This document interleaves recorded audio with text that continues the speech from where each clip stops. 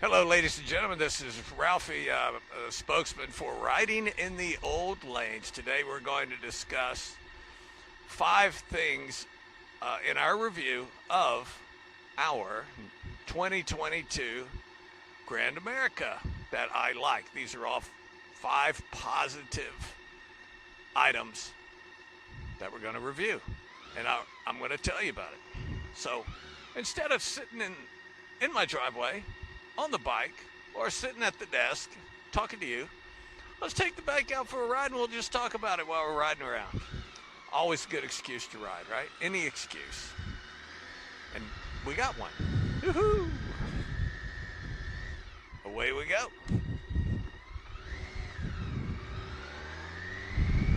So the first thing I'll tell you right now on the list, this is not in any chronological order at all. These are just 5 things. So as they pass through my mind, I'll share them with you. First thing I'll say is the engine. The engine is fantastic. It is smooth as silk. It puts out 160 horsepower, 132-ish foot-pounds of torque, thereabouts. And thank you. And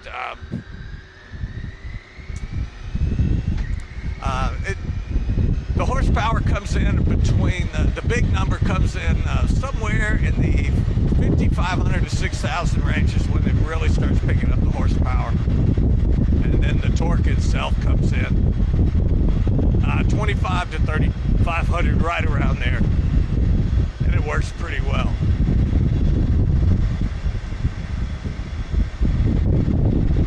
So another thing I like to talk about, dealing with this, so that's number 1. Number 2, let's say automation. The automation of this bike is exceptional in the way that the bike works with the automation. And let's start off with Shift Assist Pro. That's where we can do up and down shifts without use of the clutch. So let's see, right now we're in 4th, there goes 5th, there goes 6th. We don't like it, let's downshift. There's number 5, back to number 4 again. And so you can see how smoothly and effortlessly Shift Assist Pro does work on this bike. Other things that it has that are really nice, and I call it falls under the automation, of course, is the hill assist. When you're parked on a hill and it's in gear and the kickstand's up and the engine is running, you can simply pull the front brake handle firmly and it locks in. It locks the front brake on, so you don't have to be mindful of it. You just take your hand off the brake and it holds its position. Got a little green light on the dash, and in the middle of it, it's the letter H. It's so cool. When you use it, I got to stop for this red light here real quick. And we're stopping. We also have electronic suspension. When you sit on it, it automatically adjusts for your weight and the rider's weight. You don't have any dials to set or go into the computer and make a selection of one rider or 2. Okay.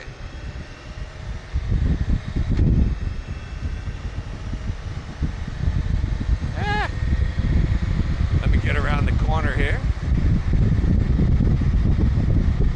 So we got the electronic suspension. We've got ABS, the automatic brake system. Not automatic brake system, but anti-lock brake system. How about that?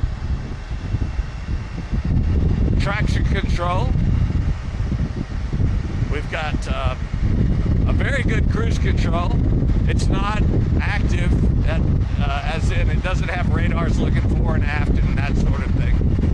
It's simply a numbers-based cruise control, and it holds the speed very well.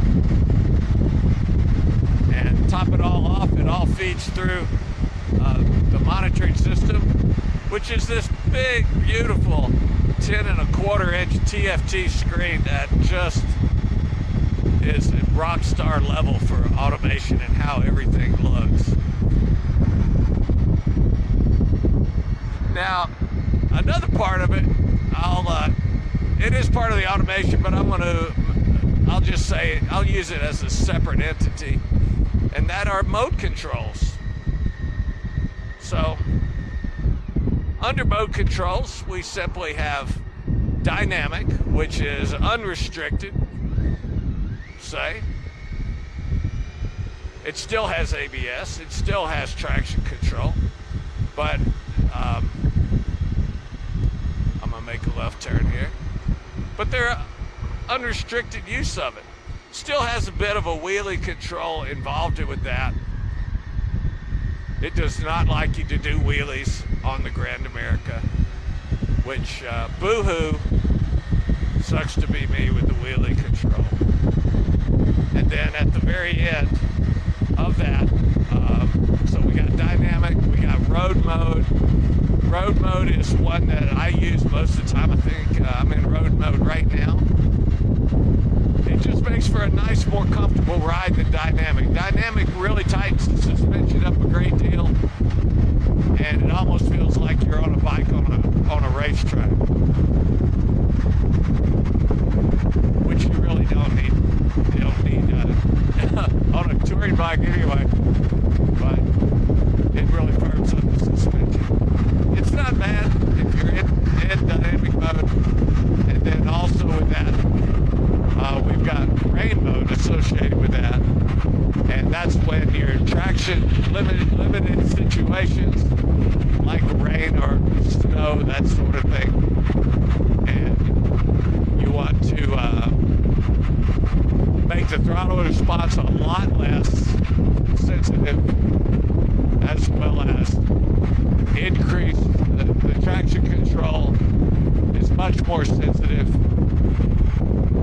and it really does make for a safer ride when in inclement weather using rain mode. I'm a big fan of rain mode. So that's 3, but there's one other feature that I'm going to include in the modes, which is reverse. It's got a reverse gear, so in my opinion, that's a mode as well. And the reverse works extremely well. And you simply hit be in neutral at a dead stop with push the R by your left hand, and then simply hit your start button. The starter kicks in and allows the motorcycle to go backwards. It works great. It's pretty much about a walking pace backwards, so all you have to do is juggle it with your feet backwards as long as you want, and then deselect it when you're back. When you're through reversing, take your finger off of it, deselect the R, take your right thumb, take it off the starter push button, then deselect the R. It's in neutral, put it in gear, and take off. It's just that easy.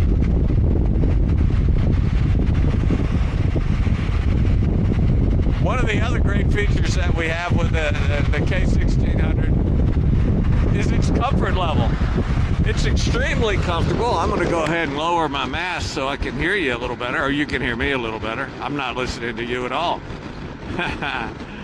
But it's a very, very comfortable ride, and it's stable, and the seat is very comfortable. It's got a 7-gallon gas tank, which gives it about a 260-mile range when you're cruising on the highway. And which is good for probably 3.5, close to 4 hours of seat time. And it's very comfortable. You'll be able to make it that 3.5 to 4 hours before you need to get off and stretch a little bit, similar to what you would have in an automobile. And it is so comfortable, and you'll enjoy it. You sit up straight. You don't have to bend down like that. And comfort does await you. So, pull into the gas station, gas it up, and by the time you've gotten your gas, hey, it's time to get back on and ride another 3.5 hours. It's not bad. That is for certain. Okay?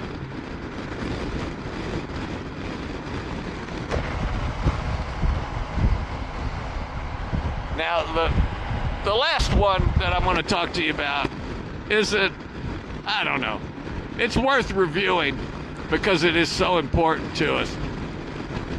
A lot of motorcyclists, well, you know what we've got, just like a lot of people, we have egos. And we love it when you pet our ego, as you say. So, and this bike is very, very good for our egos. As an example, just this morning, I pulled up to a restaurant this morning. This lady parks next to me, and she said, "Sir, I got to tell you, that is the best looking motorcycle that I have ever seen." She wasn't flirting with me at all. She wasn't flirting with the old guy. She was just stating a fact. She was checking the bike out. And I told her, yes, ma'am, I agree completely. It's the best looking motorcycle I know I've ever seen. And she just smiled and walked into the store or the restaurant. And I gotta agree with her. It's very good for your ego. So those are 5 things that I like about the BMW K1600. And I think that you would like it as well if you owned one. And please hit the like button, hit the subscribe button, and if you want to leave a comment, please leave a comment. I appreciate all of them so very much. And I promise I'll get back to you. Thank you very much. I hope you're all having a good day. And remember, let's ride often and ride safe. Thank you very much. Bye-bye.